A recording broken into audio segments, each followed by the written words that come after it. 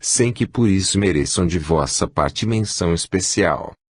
Ramatiz, assim o fazemos, porque o Esperanto também se destaca excepcionalmente de todos os demais idiomas, pois estes são sempre resultantes da evolução de uma tribo, de um povo ou de uma nação. A linguagem essencialmente nacional nasce dos costumes, interesses, necessidades e ideias de cada povo ou raça à parte, conforme se modificam e evoluem as coisas na psicologia de cada raça. Também se aprimora e se amplia a contextura vocabular da língua pátria. O idioma então evolui pelo contato diário e pelas relações pessoais dos mesmos indivíduos, restringindo-se ao campo de suas próprias emoções e aos seus conhecimentos limitados pelo ambiente pátrio ou familiar.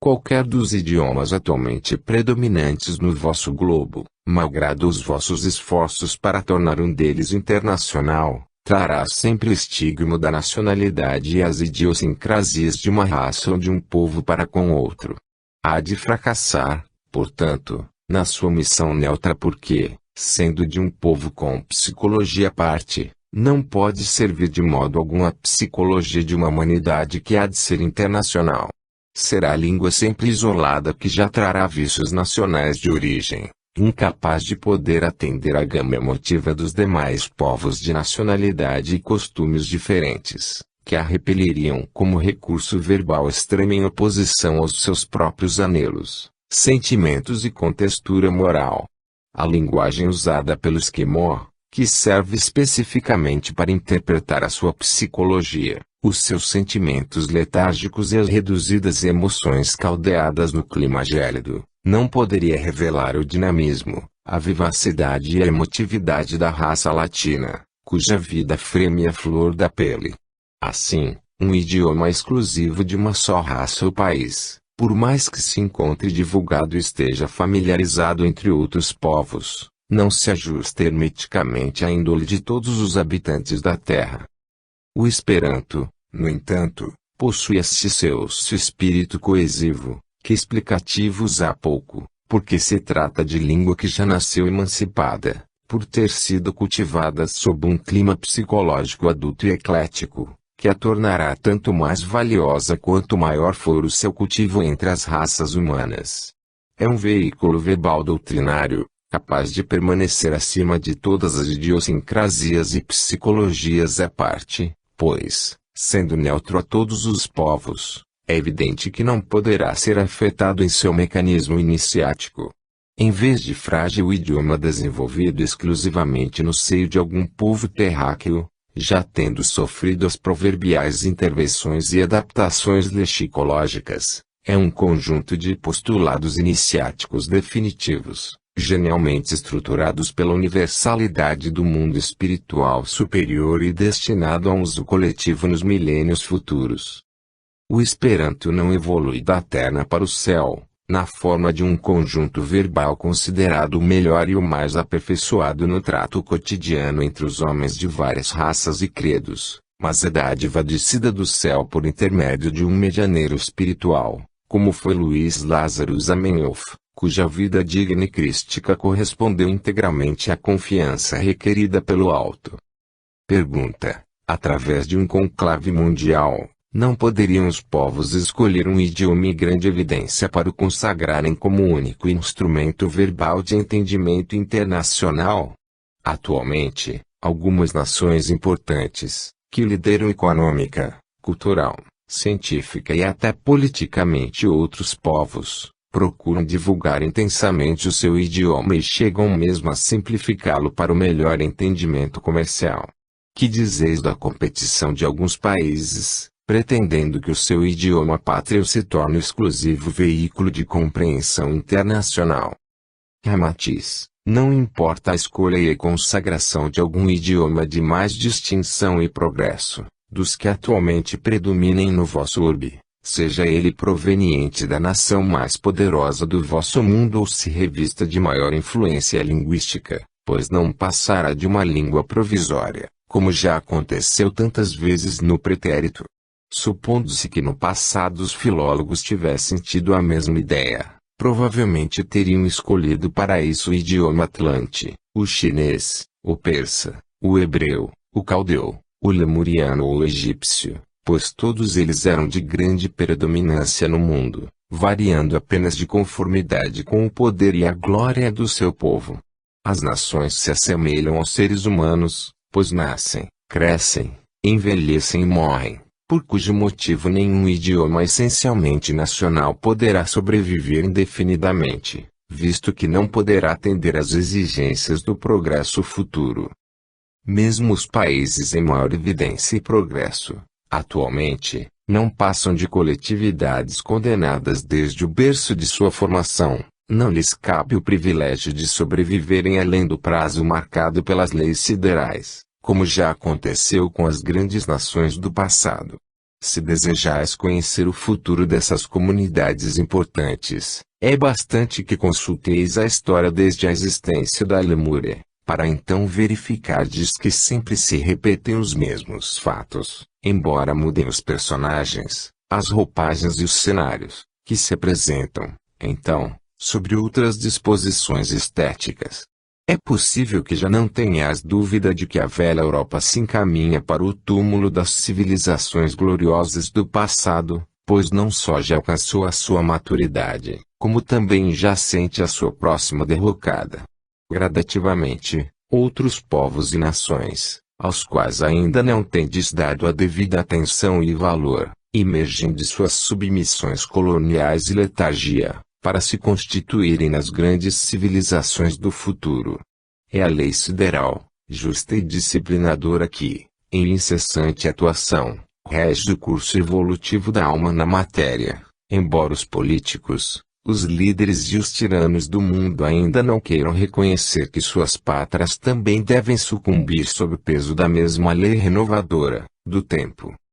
Devido à lei kármica, os vencidos de ontem deverão sobrepujar os vencedores de hoje. Os asiáticos já se libertam do jugo colonial das nações dominadoras e se emancipam para perturbar a velha Europa, enquanto se acentua nos europeus a preocupação de atravessarem os oceanos e emigrarem para os países novos e futuras glórias da terra. Isto posto, sabereis que, apesar das glórias e dos progressos dos povos tradicionais, e malgrado o seu idioma já consagrado como um monumento verbal, nunca poderá esse idioma servir como veículo internacional, porque não possui a absoluta e virginal neutralidade do Esperanto, que não foi edificado sob um espírito de nacionalismo pátrio, mas já nasceu absolutamente destinado a todos os povos. Pergunta: não se poderá supor que algum povo moderno termine assimilando o Esperanto de tal modo que consiga transformá-lo em sua própria língua pátria, resultando disso um idioma bastardo ou com muitos vícios? Ramatiz, já refletistes quão doloroso e difícil ser-vos e abdicar do vosso próprio idioma pátrio, extinguindo pouco a pouco em favor de outra língua, mesmo que esta fosse neutra? Será muito difícil que, de princípio, qualquer povo admita o Esperanto como a sua língua nacional exclusiva, a menos que atinja sua maturidade espiritual e se confraternize completamente com todos os demais povos. Demais, é evidente que, mesmo que um povo muito espiritualizado adotasse o uso exclusivo do Esperanto em toda sua pureza iniciática de um idioma neutro, sempre teria de se submeter ao controle da entidade máxima e responsável pelo mesmo na Terra, que tem por objetivo velar pela sua integridade iniciática. E se porventura se verificasse qualquer abastardamento da língua, isso redundaria no aparecimento de um dialeto esperantista, coisa que sempre poderá acontecer, mas é indubitável que nunca se poderia tomá-lo como sendo o próprio Esperanto em sua pureza original, do mesmo modo como certos sincretismos religiosos, que se baseiam nos postulados do espiritismo codificado por Allan Kardec, também não podem se intitular espiritismo, porque são apenas derivações que já sacrificaram a sua pureza original. As excrescências, impurezas ou derivações, que porventura surgirem no Esperanto, de modo algum extinguirão a sua fonte original, cujo linguajar oficial é regido sempre pela entidade emancipada do idioma esperantista, capaz de mantê-lo íntegro em sua ação verbal. O Esperanto poderá fornecer alguma cota de vocábulos, regras ou inspirações a outros idiomas, mas os dialetos derivados do mesmo não serão idiomas de garantia oficial. Porventura denominais de inglês, francês ou espanhol algarvio e confusão de regras, vocábulos e vícios de linguagem que os povos nômades fazem com essas línguas, numa expressão heterogênea e cacofônica. O Esperanto assemelha-se a um peregrino que, atravessando todas as fronteiras de raças e preconceitos humanos, propõe-se a revelar, de modo neutro, os costumes, as alegrias, os ideais e as conquistas de todos os povos. Pergunta: o Esperanto não apresentará certa predominância de raízes latinas sobre menor porcentagem de germânicas e de outros idiomas, do que se poderia deduzir que, devido a essa maior proporção idiomática latina, há ostensiva injustiça para com os demais povos não latinos. Estes não poderiam se considerar subestimados e antipatizar com tal processo, uma vez que afirmais que os povos são avessos aos idiomas estranhos à sua vida nacional. Ramatiz, as instituições esperantistas situadas nas principais comunidades astrais, em torno do vosso orbe, concretizaram o seu trabalho idiomático de modo a que o Esperanto possui o toque espiritual de todos os povos, sem despertar qualquer antipatia racista. Em face do futuro declínio da influência europeia e da constante emigração de europeus para as Américas, aumentam as áreas demográficas e mais se cultivam as raízes do espanhol, do português, e mesmo certas derivações do inglês, e isso tanto nas relações comerciais, sociais e artísticas como na esfera da mentalidade mais emotiva, do latino. Então não tardará que a flexibilidade, a riqueza de expressão e a sonoridade das línguas derivadas do latim passem a influir muitíssimo nos demais países do mundo, que pouco a pouco se deixarão influenciar pelos seus fundamentos atraentes. Daí, pois, a grande preocupação de Zamenhof em consolidar o Esperanto com as raízes latinas, que serão, no futuro, a ponte, o elo e o fermento unificador dos continentes que hão de sobreviver após a catástrofe de fim de tempos, em que os escolhidos para a direita do Cristo serão também aqueles que já propendem para o intercâmbio do idioma universal. Pergunta: mas essa predominância de bases latinas poderia ter sido proveniente de simpatia particular de Zamenhof pelo latim? Que dizeis? Ramatiz: a prova mais evidente da nobreza e pureza das intenções de Zamenhof, isentas de quaisquer simpatias ou preferências pessoais, está em que, embora predominem no Esperanto as raízes do latim, as bases da língua eslava são mais reduzidas, apesar de se tratar justamente do seu idioma. Esse seu ato, inspirado pelo alto, foi uma verdadeira consagração do seu trabalho, pois quem fez predominar neste as regras e bases latinas, ou seja Zamenhof, era um médico eslavo. Ele cumpriu integralmente a missão que aceitara no espaço quando ainda estava desencarnado, comprometendo-se a suprimir no idioma as raízes de sua própria língua pátria e assim se impor a confiança do mundo por esse elevado espírito de renúncia que, de início, já o garantiu contra a crítica malévola dos que o poderiam julgar um faccionista protegendo o seu próprio idioma. Conforme já dissemos anteriormente, atrás de todas as coisas e ações humanas há sempre uma força que o estigmatiza ou estimula os feitos humanos, dando-lhes, de início, o sentido bom ou mau, o êxito ou a frustração. Quando esse toque invisível se relacionar com um espírito de renúncia, que quer trabalhar pelo bem alheio, como no caso de Zamenhof, então o êxito e a glória do trabalho também se afirmam definitivamente. Daí a sublimidade da missão de Jesus, pois embora ele fosse de origem hebreia, sacrificou sua vida, em pungente martírio, para favorecer todos os outros povos estranhos à sua pátria carnal. Zamenhof também soube aproveitar esse toque divino e renunciar às bases linguísticas de sua própria pátria, codificando o Esperanto com a maioria das raízes latinas já consagradas por outros povos. À medida que o Esperanto for se divulgando, os homens passarem a compreendê-lo no seu mecanismo internacional e na sua beleza iniciática latina, também crescerá a gratidão para com a raça eslava, que é o berço glorioso desse homem admirável. O mundo já não esconde a sua admiração para com o povo eslavo, em cujo seio nasceu aquele que inventou o mais abençoado mecanismo verbal de entendimento entre os homens de boa vontade. Pergunta: podeis nos explicar claramente quais os fatores que hão de assegurar o completo êxito do Esperanto depois do fim dos tempos, e de que modo estão eles se coordenando para tal fim? Ramatiz: conforme já vos expliquei em obra anterior a esta, a próxima verticalização do eixo da Terra provocará várias modificações de ordem geológica e geográfica na crosta terrena, ocasionando movimentação das águas dos oceanos, que pouco a pouco invadirão certas faixas litorâneas, destruindo praias tradicionais, ao mesmo tempo que emergirão do fundo dos mares algumas ruínas de velhas civilizações da Atlântida e de outros povos desconhecidos até de vossa história comum.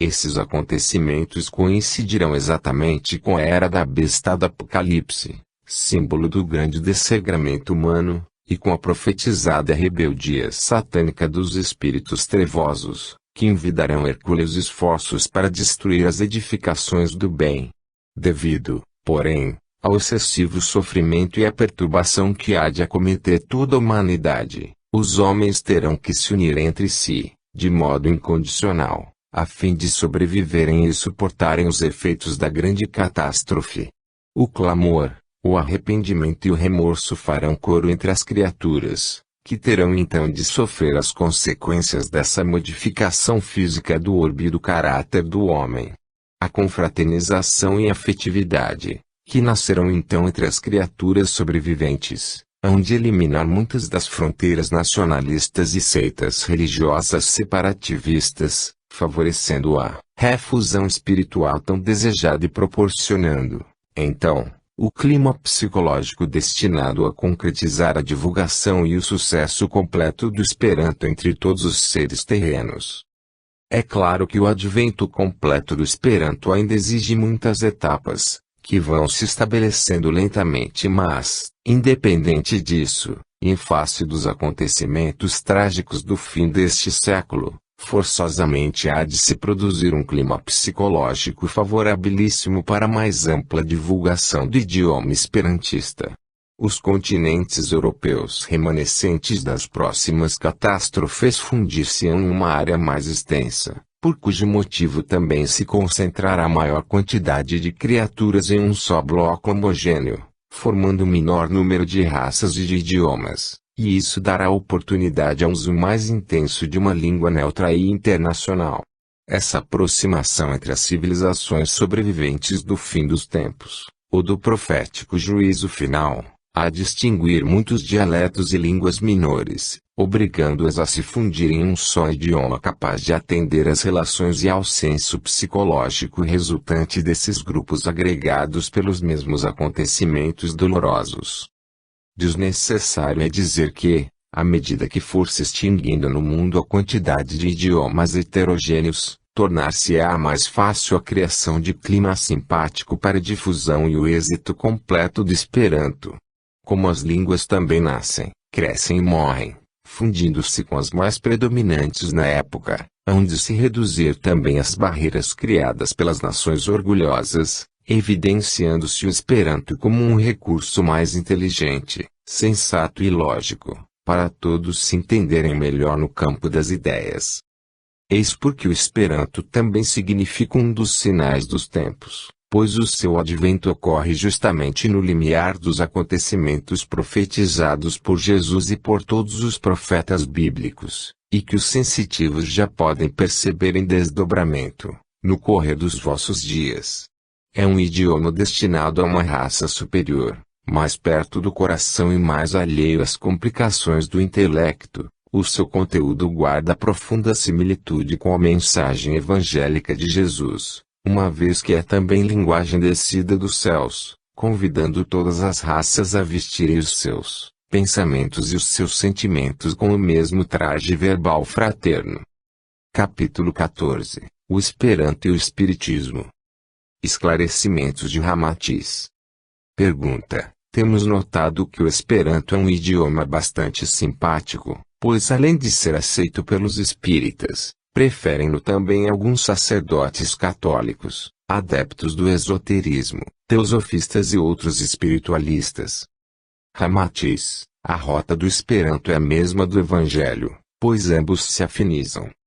À medida que o homem se evangeliza, também se universaliza e, portanto, necessita de um idioma que corresponda com êxito e facilidade às suas avançadas aspirações por um melhor entendimento espiritual no mundo. Eis porque o Esperanto já possui cultores em todas as raças, credos, religiões e filosofias, embora devamos destacar que isso acontece porque se trata de pessoas que também são simpáticas e devotadas à melhoria da confraternização da humanidade. Esses esperantistas, pertencentes a diversos credos e filosofias, inegavelmente já constituem um fragmento da admirável humanidade fraterna do futuro, pois o Esperanto já está ferindo o grau dos seus sentimentos universalistas.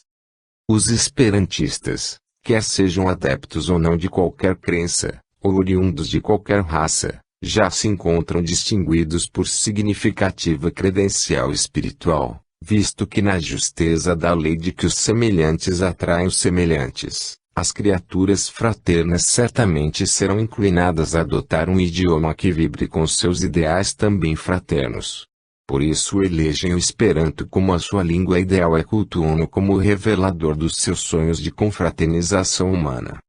Pergunta: alguns confrades espíritas asseguram-nos que o Esperanto é um idioma instituído e protegido pelo além porque talvez facilite as relações verbais entre a humanidade desencarnada do mundo astral. Cremos que não há necessidade de se falar esse idioma no espaço, ante o poder telepático dos desencarnados. Não é assim? Ramatiz: a comunicação pela telepatia é acontecimento natural apenas nas esferas espirituais mais altas e entre os desencarnados que já lograram o êxito de um bom desenvolvimento dos seus poderes mentais. Não tendes observado que, no vosso mundo, só possuem o poder telepático aqueles que o desenvolveram à custa de árida disciplina e tenaz esforço? Conforme já vos foi explicado pelo irmão Atanagildo, nas colônias ou cidades astrais mais próximas da Terra é muito comum o intercâmbio verbal no mesmo idioma pátrio que os desencarnados usavam quando ainda permaneciam na matéria, pois essas comunidades espirituais se agrupam concentricamente sobre as cidades ou países terráqueos aos quais também melhor se afinizam pelos seus velhos costumes e hábitos tradicionais. Enquanto as coletividades astrais que se situam nas imediações do Brasil e de Portugal se dão ao uso da língua portuguesa, em outros agrupamentos afins a países terrestres fala-se o chinês, o árabe, o hindu, o germânico, o eslavo ou o francês. Os seus habitantes permanecem ainda impregnados de certo espírito racial e se ligam por isso aos continentes astrais de origem europeia, americana, asiática ou africana, que supervisionam os seus movimentos e o progresso espiritual dentro dos princípios básicos da raça-mãe de que faziam parte na Terra. Quase todos os espíritos recém-chegados da crosta não podem se furtar, de princípio, ao velho hábito de articularem a palavra ou a ouvirem fisicamente articulada, embora ingressem noutros planos vibratórios sutilíssimos. Ainda agem e reagem sob a mesma índole mental a que se condicionavam no mundo terráqueo. O entendimento exclusivamente telepático e capaz de dispensar o mecanismo verbal só desperta no além para os desencarnados que já são donos de uma vontade positiva e forte, bastante experimentada no trato do mundo carnal. O milagre ainda é condição desconhecida no seio do cosmo. Qualquer faculdade psíquica, quer conquistada na Terra ou nos mundos espirituais, ainda é o produto de um grande esforço de autorrealização, e não um privilégio extemporâneo. Eis porque, nas esferas astrais, o Esperanto não só facilita o intercâmbio entre os desencarnados que, em tarefas de aprendizado, visitam outros agrupamentos astrais de raças diferentes, como é o idioma que ainda favorece o psiquismo dos futuros reencarnantes, dotando-os com princípios verbais que os impelem à confraternização universal no mundo físico.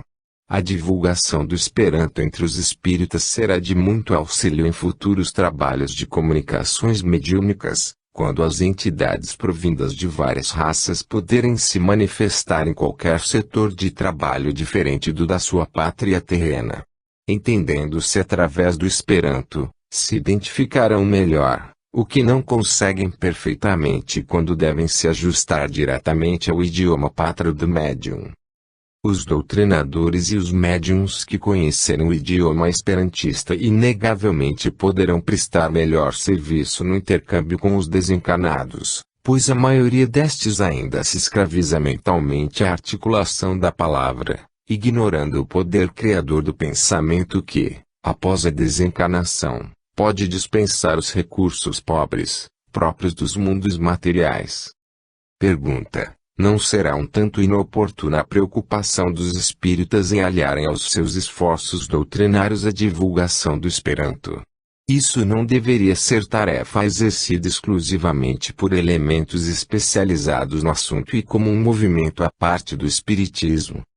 Ramatiz: toda instituição, doutrina, credo, movimento espiritualista que aspire a unir e confraternizar os homens deve se obrigar à divulgação do Esperanto, pois num mundo onde a palavra falada ou escrita ainda é o principal agente de intercâmbio dos pensamentos humanos, o cultivo da mesma linguagem torna-se abençoado recurso para mais breve fusão emotiva e sintonia psicológica entre as criaturas separadas pelas mais distantes latitudes geográficas.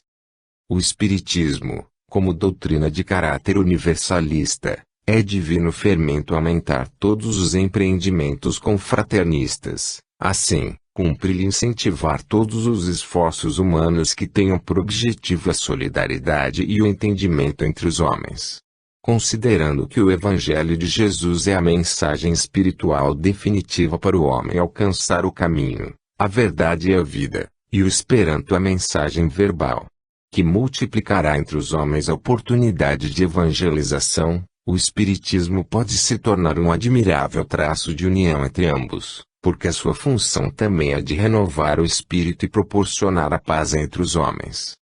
Pergunta: podemos saber se os espíritas são os mais eletivos à linguagem universal do Esperanto?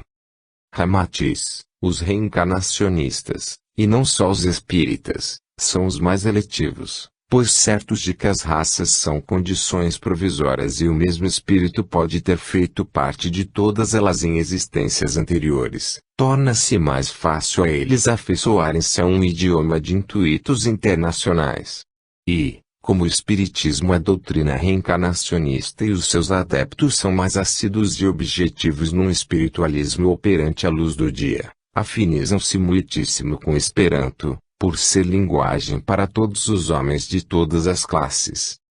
Assim como o homem interessado em sua renovação espiritual volve suas simpatias para a linguagem elevada e amorosa do Evangelho de Jesus, que o sintoniza com as faixas vibratórias mais elevadas, a criatura de sentimentos universalistas também encontra no Esperanto o mecanismo adequado para sua generosa expansão emotiva. Tudo na vida se submete à consagrada lei de correspondência vibratória, a qual disciplina o ritmo propulsor de simpatia ou de antipatia, que se manifesta nas relações evolutivas da vida. Sob essa lei sideral inviolável, ou os homens se amam sob um padrão afetivo de mútua nutrição espiritual, ou então se odeiam sob a ação das próprias energias que se degradam. Há quem goste exclusivamente da luz para dar expansão ao seu júbilo interior, enquanto outros preferem as trevas para ambiente eletivo de suas emoções. Enquanto o beija-flor prefere a luz do sol para se fartar no perfume das flores, o morcego, embora também seja ave, aguarda a noite tenebrosa para realizar os seus banquetes macabros. Assim também ocorre com a linguagem humana, enquanto o homem desbragado, fecenino e libidinoso aprecia o baixo calão para revelar a sua preferência interior pervertida. As almas educadas e espiritualizadas não só sentem repugnância ante o anedotário indecente, o palavreado ignóbil e a malícia irreverente, como também preferem o emprego de linguagem correta e elevada. Enquanto há idiomas semelhantes a filigranas de arte sonora, que deixam no ar um sentido de poesia superior, outros apenas se revelam na forma de grossa algaravia própria das raças inferiores, cuja confusão de vocábulos, que se atropelam aos golfões, mais se parece com seixos atirados em cavernas de cimento. Por isso o Esperanto, que foi codificado para interpretar os pensamentos humanos afinizados à alta estirpe de uma ideia universal, é idioma de eleição entre os espíritas que também sonham com um mundo melhor. É claro que nos referimos aos adeptos universalistas do Espiritismo, que consideram a terceira revelação como divino fermento que renova, ou mesmo como técnica que modifica para melhor, mas nunca uma doutrina sectarista e transformada em nova verruga religiosa no corpo do Cristo, que é universal. Capítulo 15. Zamenhof e o Esperanto. Esclarecimentos de Ramatiz. Pergunta: o fato de Zamenhof nascer na Lituânia e haver descendido da raça hebraica não tem, porventura, ligação com um plano diretamente supervisionado pelo espaço? Poderíamos crer que Zamenhof foi realmente um predestinado para desempenhar a missão de introduzir o Esperanto na Terra.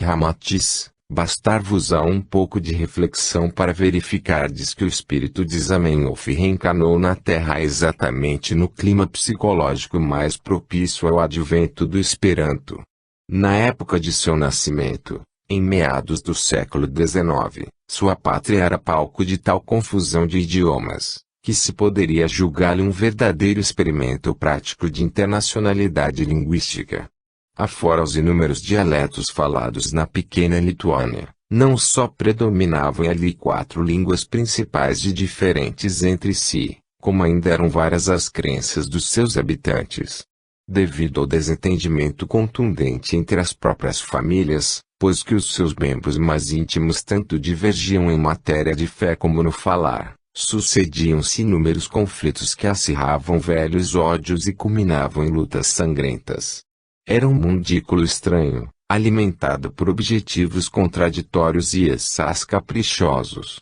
constituído por um punhado de criaturas que se odiavam e hostilizavam, em virtude de não se ajustarem satisfatoriamente através de um idioma pátrio comum.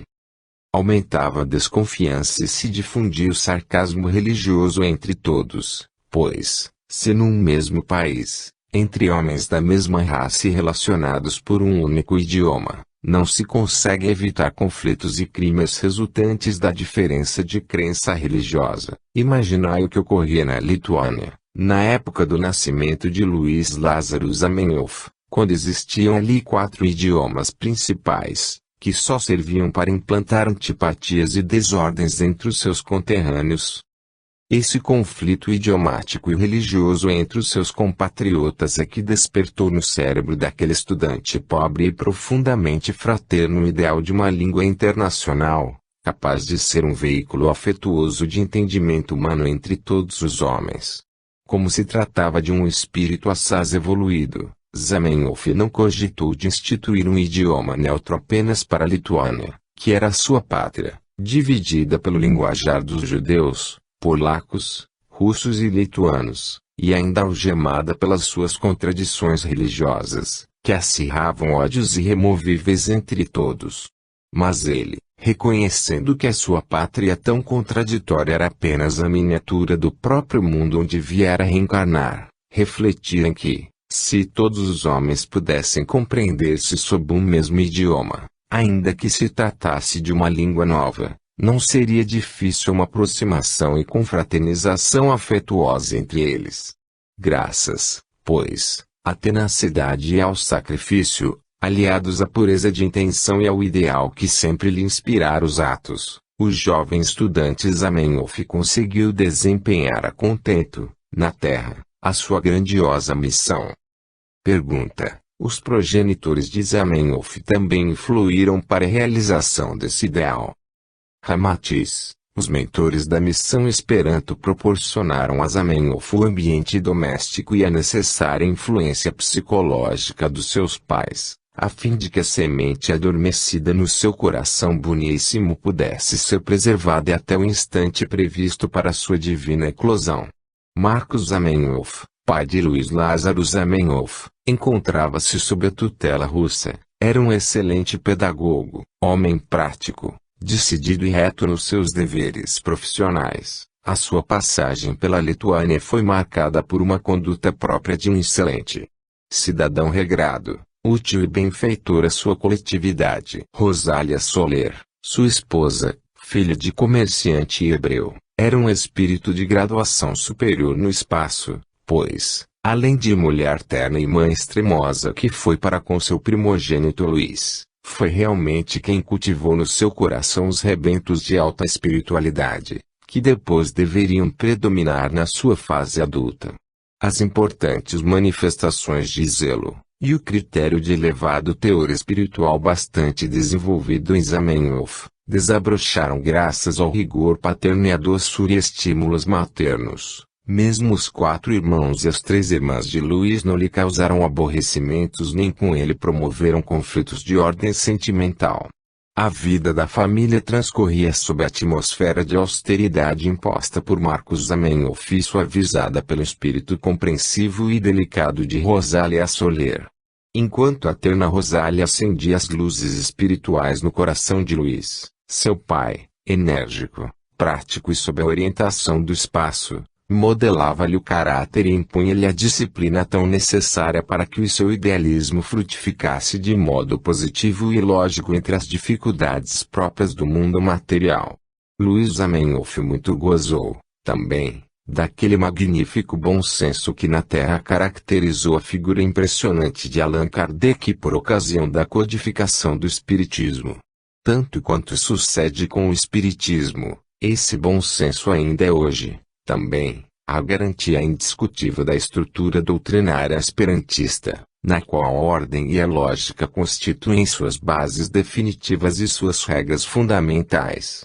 Naquele pequeno caos de desentendimento idiomático e de hostilidades religiosas, que era a Lituânia, Luiz Lázaro Zamenhof instalou seu arsenal de boa vontade, disciplina e coerência, extraindo, ao vivo, o material necessário para compor o magnífico idioma que há de ser, no futuro, o instrumento definitivo das relações verbais, entre os homens terrícolas. Marcos Zamenhof, seu pai, além de ser homem disciplinado, prático e professor emérito, aceitara a profissão de censor de imprensa, desejando assim aproveitar seus avançados conhecimentos de línguas estrangeiras. Isto ajudou-o muitíssimo a desenvolver-se para compor e editar em russo vários livros didáticos sobre geografia, auxiliando-o também no desembaraço intelectual do seu primogênito, o que resultou para o filho em grande favorecimento para o estudo sensato das bases definitivas do futuro idioma internacional. À semelhança do ocorrido com Allan Kardec, quando codificava o Espiritismo, Luiz Lázaro Zamenhof sempre esteve debaixo da supervisão coordenadora dos mentores e técnicos desencarnados, do além, impondo então-se aquela integridade de trabalho e honestidade de ação, que tanto enobreceram a estrutura básica do Esperanto. Em verdade, foi ele um gênio que superou os mais difíceis obstáculos, e basta uma singela observação de sua vida abençoada para se poder comprovar que o seu caráter se firmou sobre 3 preciosos elementos, que foram do mais valioso préstimo à sua obra. Zamenhof herdara a inteligência e a energia do pai e o coração e a bondade da progenitora, mas também cunhara definitivamente, em si mesmo, as impressões do próprio lugar onde viera a nascer, compondo, assim, a moldura precisa para sua obra esperantista que, acima de tudo, é um importante objetivo da natureza espiritual. Pergunta: Zamenhof revelou desde cedo vocação para o Esperanto ou tudo foi produto de uma eclosão posterior, como às vezes ocorre na esfera da arte ou da ciência, quando se revelam gênios que antes viviam em completa obscuridade?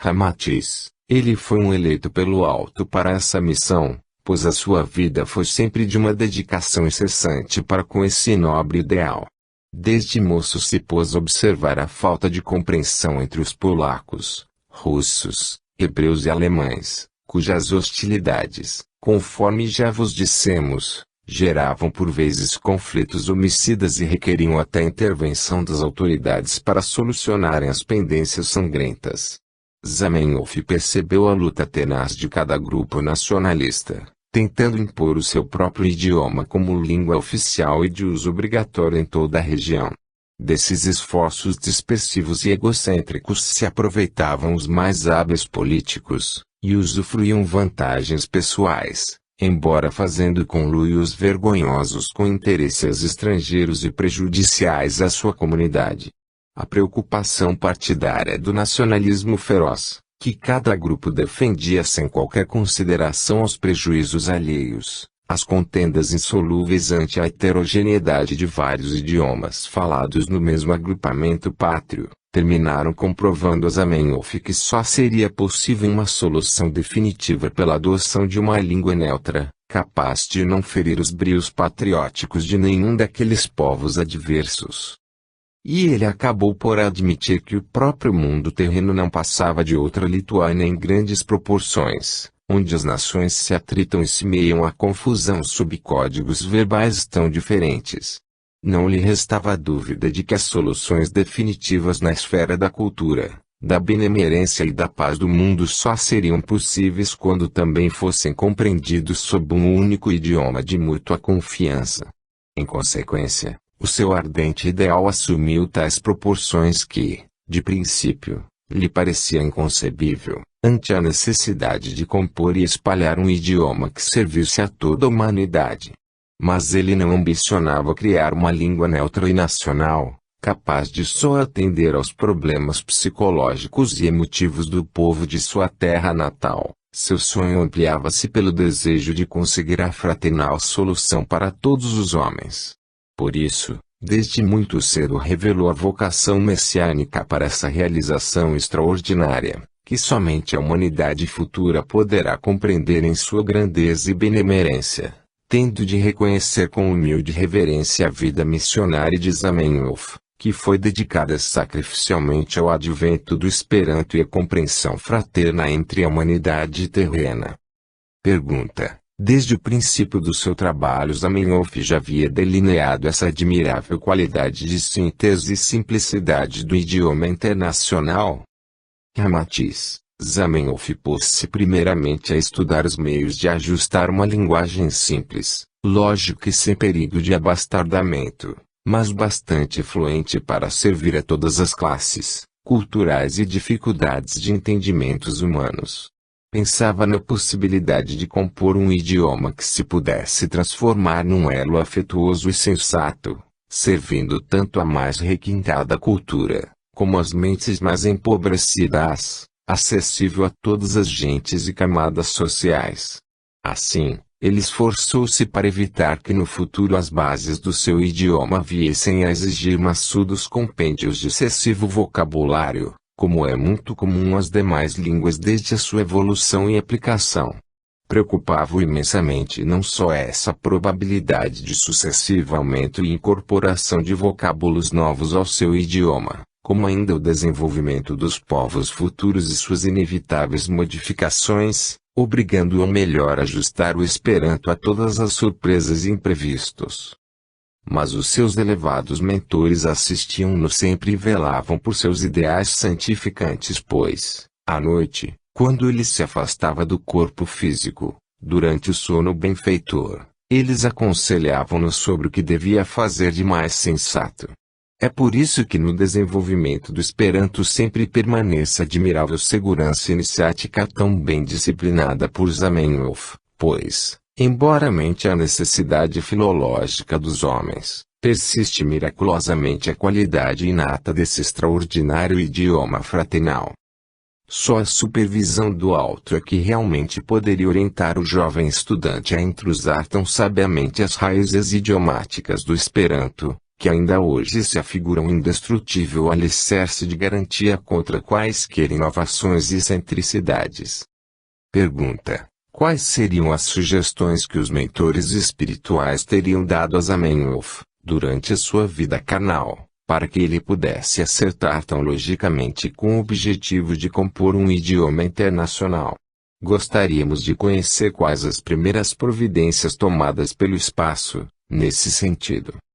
Ramatiz, inegavelmente, Zamenhof era um espírito genial e capaz de realizar na Terra quaisquer outras missões semelhantes à que lhe coubera para o advento do Esperanto, por cujo motivo entregou-se logo aos objetivos superiores que haviam sido traçados pelos seus mentores espirituais. Como era sumamente observador, qualidade esta que ainda mais se aprimorou sob a disciplina paterna, não tardou em verificar que as principais dificuldades para um entendimento verbal fraterno entre os homens residia, principalmente, no uso de excessivo vocabulário sempre em crescimento e cada vez mais exaustivo. Então, em suas horas de reflexões importantes, os mentores espirituais puderam insuflar-lhe a ideia de que devia aproveitar os afixos e transformá-los em temas iniciáticos de uma língua neutra, os quais seriam então de mais fácil memorização e se tornariam as bases fixas e desejada garantia para a criação de outras palavras indispensáveis. Bastante esclarecido pelo conhecimento de inúmeras dificuldades de línguas estrangeiras do que havia aprendido com seu progenitor, Zamenhof entregou-se afanosamente ao trabalho, vislumbrando o louvável e genial processo de reduzir satisfatoriamente a extensa quantidade de vocábulos comuns exaustivamente utilizados em cada idioma. Dedicando-se a estudar os afixos já existentes nos principais idiomas falados, conseguiu então compor o sistema de afixação, que é uma das mais preciosas glórias do Esperanto, submetendo a disciplina de suas 16 regras fundamentais. Muitas vezes, em suas reflexões, pudera observar que a língua inglesa já apresentava um sistema particular, fixo, através de certas regras fundamentais, o que muito ajudou na composição do Esperanto e do que, mais tarde, resultou certa semelhança entre as regras de ambos os idiomas. Pergunta: durante o desempenho de sua missão, Zamenhof encontrou sempre favorecimento para o êxito de sua obra tão útil à humanidade?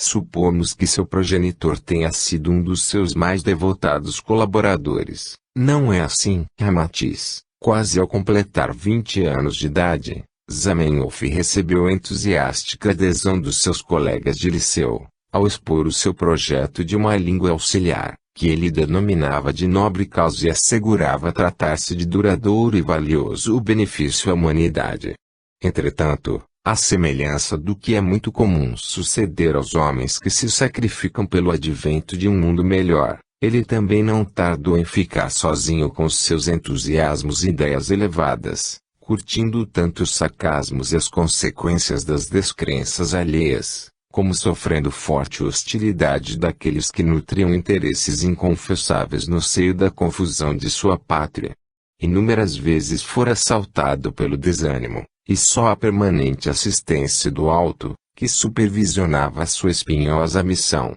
impediu de reduzir os seus esforços e deixar-se abater ante a excessiva descrença e ironia humana, quase privando o vosso orbe desse grandioso benefício linguístico que, no futuro, se tornará um dos mais fortes zelos da sonhada confraternização humana.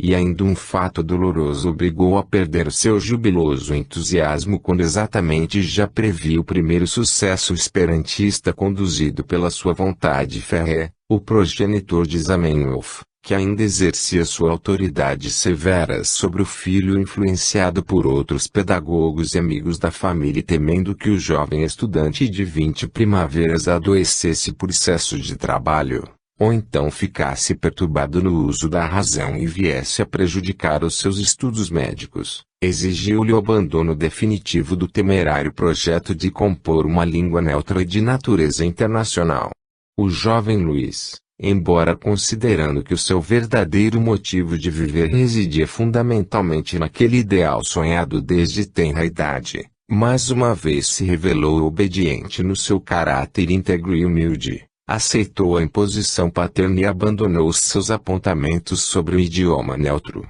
que ficaram esquecidos por algum tempo.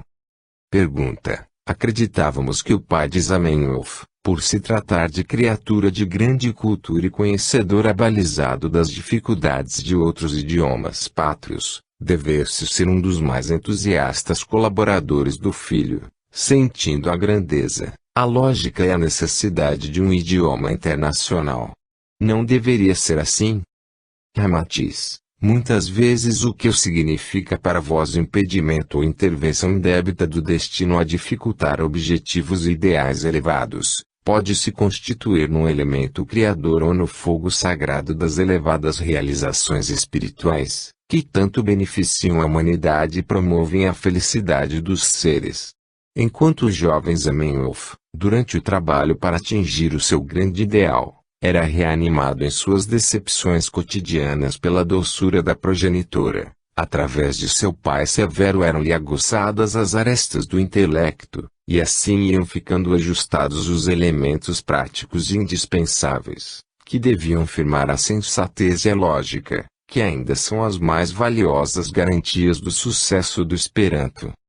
Aconteceu, então, que, tendo Zamenhof, por ordem paterna, seguido para Moscou, a fim de acelerar os seus estudos de medicina, quis o destino que, após 2 anos, ele devesse retornar à terra natal, devido à insuficiência de meios financeiros para manter-se na capital russa, e assim teve de continuar os seus estudos na Universidade de Varsóvia. Mas, assim que tomou contato com seu ambiente pátrio e familiar, sentiu-se novamente invadido por intenso entusiasmo, que lhe despertou ainda com mais veemência a antiga ideia de compor o sonhado idioma que servisse fraternalmente para o uso de todos os povos da terra. Reconheceu, então, sem qualquer dúvida, que aquilo representava a sua vida, os seus sonhos mais puros e o seu ideal mais perfeito. No entanto, debaixo de atuação sábia e inescrutável decisão dos mentores espirituais desencarnados, o pai de Zamenhof, temendo o desequilíbrio da razão do jovem filho, já havia destruído todos os seus cadernos, manuscritos e apontamentos que ainda pudessem auxiliá-lo na recomposição ou na reestruturação do projetado idioma. Pergunta: não podemos aquilatar como sensata essa intervenção dos espíritos mentores, na obra de Zamenhof, chegando ao ponto de inspirarem o seu próprio pai e destruir apontamentos valiosos e imprescindíveis ao êxito do idioma. Podeis nos explicar onde se encontra a lógica desse ato, que nos parece tão atrabiliário? Ramatiz, como Luiz era dotado de excelente memória, a destruição dos seus cadernos de apontamentos trouxe-lhe um benefício que só posteriormente se pôde avaliar. O pai havia destruído muita coisa supérflua e que, se fosse revista mais tarde, só causaria dificuldades ao jovem estudante para escoimá-las de erros e furtar-se à tentação de um aproveitamento inútil. Acresce ainda que, devido à necessidade de Luiz rever mentalmente os escritos destruídos, isso favoreceu-lhe a eclosão de novos raciocínios e descobertas filológicas mais geniais. Recorrendo à sua valiosa memória, ele conseguiu reconstituir com mais precisão muitos elementos essenciais ao seu trabalho, pois é comum em nossas evocações mentais, identificarmos os assuntos mais importantes do passado, enquanto o supérfluo fica olvidado na câmara do cérebro. Então ele deixou-se tomar definitivamente pela força do seu ideal messiânico, isolou-se do público e entregou-se a intensivo trabalho por mais de 6 anos, em cujo tempo evitou até as imprescindíveis relações sociais, as diversões ou quaisquer outros desperdícios de horas úteis nos ambientes exteriores. A destruição dos seus cadernos afastou a sua atenção de muitos detalhes e elementos inúteis que, assim, não lhe atravancaram o labor exercido nos 6 anos seguintes. Submetendo-se ao exaustivo trabalho de avaliar quais as distorções, prejuízos ou deformações que a teoria da língua pudesse causar, quando transferida para a vida prática do mundo, ele corrigiu e substituiu fórmulas, ajustou palavras e provou-as, cotejando-as sob todos os módulos imagináveis da voz humana.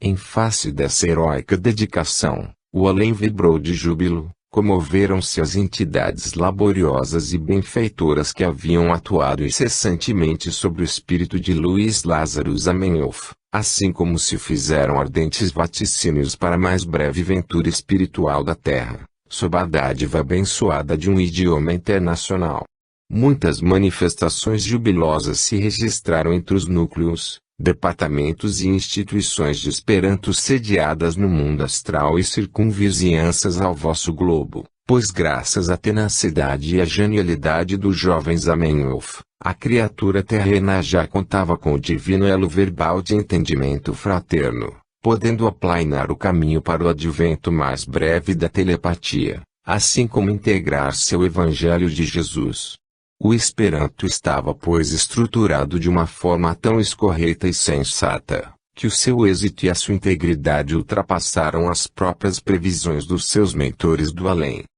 Pergunta: em seguida ao advento do Esperanto, Zamenhof dedicou-se exclusivamente a esse seu propósito tão ardentemente sonhado?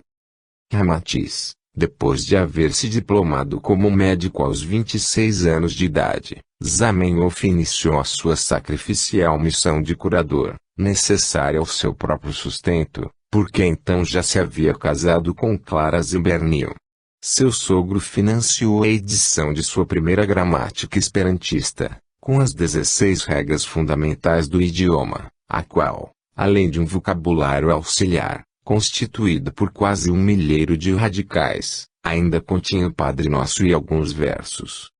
Esse homem tão nobre aliava ainda sua genialidade e um generoso coração, pois, quando exercendo a profissão médica, não cobrava dos clientes que faleciam, sim como se recusava a receber dinheiro daqueles que não conseguia curar ou sequer aliviar os padecimentos. Embora fosse o editor das próprias obras esperantistas, renunciou sempre a todos os seus direitos, assegurando que uma língua internacional dispensava a proprietário, por se tratar de um idioma de propriedade comum. Realmente, tratava-se de um espírito de elevadíssima graduação no espaço, pois Zamenhof, em vidas pregressas e no cumprimento de outras tarefas benfeitoras no campo linguístico e da filosofia, já havia deixado outras restes de luz no vosso globo. Graças a esse elevado grau de renúncia, retidão de caráter e cristalinidade espiritual, foi possível aos mentores espirituais cimentarem o Esperanto como um idioma fraterno, pois realmente ele traz em seu conteúdo as vibrações amorosas do seu Criador, que foi um espírito puro e essencialmente tolerante. O amor de Zamenhof para com a humanidade, e a sua abnegação em servir aos seus próprios detratores, impregnaram a língua Esperanto de uma vibração psíquica de ternura espiritual tão sensível, na sua expressão idiomática, que a maioria dos seus simpatizantes é atraída por essa aura de bondade que foi a marca predominante do seu grande missionário. Este é um dos motivos por que os espíritos superiores transmitem continuamente para a Terra o slogan de que o Esperanto é o Evangelho das Línguas, pois Luiz Lázaro Zamenhof ainda adicionou ao seu magnífico trabalho linguístico as suas próprias vibrações de ternura, humildade e devotamento, lembrando os sublimes preceitos que inspiraram o próprio Evangelho de Jesus. Eis porque não lograram êxito outros idiomas e experimentações semelhantes, inclusive o Volapük de Schleyer porque, além do seu visível artificialismo, complicações e arbitrariedades idiomáticas, faltavam-lhe a singeleza e o dom de simpatia espiritual, que emana continuamente do linguajar terno do Esperanto. Pergunta: Zamenhof chegou a gozar, ainda em vida, a glória e o júbilo de sua obra tão notável? Ramatiz: o abnegado Dr. Zamenhof terminou seus dias vivendo sob a mais admirável modéstia e, tanto foi o seu incondicional amor ao próximo, que mereceu o apelido popular de médico providência, ficando assim definitivamente consagrado entre os homens de boa vontade e de bons sentimentos. Ele mesmo traduziu depois muitas obras para o Esperanto, inclusive a Bíblia Sagrada, Efigênia, Hamlet e outras. Em princípios deste século, o Esperanto logrou o êxito desejado, e os próprios cientistas auxiliaram muitíssimo a sua divulgação, quando o reconheceram como um idioma perfeito e emancipado para entendimento de todos os povos. A França, que já fora a pátria de Allan Kardec e comumente o berço da civilização moderna, mais uma vez glorificou a dádiva do Esperanto à humanidade terráquea quando, no ano de 1900